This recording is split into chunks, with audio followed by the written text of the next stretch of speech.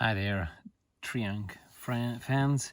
So I wanted to share this, which I figured out today with you. I mean, you all will have seen this rolling roads, which you can get. Actually, these pieces are not too expensive. They cost a few quid, but if you want the manifold in which you can put this in, then it becomes much more expensive. So I thought, well, what could we do? We take our standard Triang track, which we have. We've all tons of this. Everybody take the metal rods out. And then I found here some piece of plastic, and I've melted. I can show here. And here some holes in. So it is indents, and I just put my track in here. Yeah. This evidently is at just the right distance for my that's just the right distance for the whole thing, so they can't slide. Now once these are in place, I just take the red stock authority and put it on the track, and then I do some magic and it becomes yellow, and I put the second red one at the tail end. Don't know whether this will work, whether I've got enough power coming from my transformer. We'll see. In theory,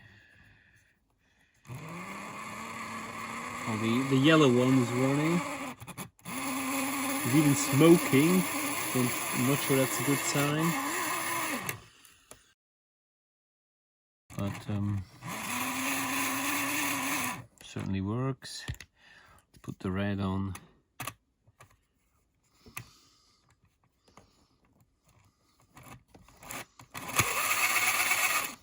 Seems to work as well. And last but not least, maybe the black one. I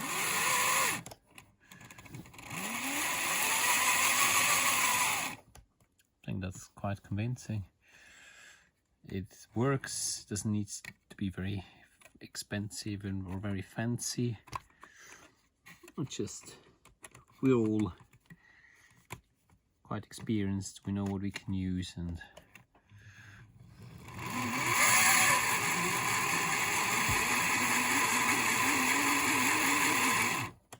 hope you enjoyed that.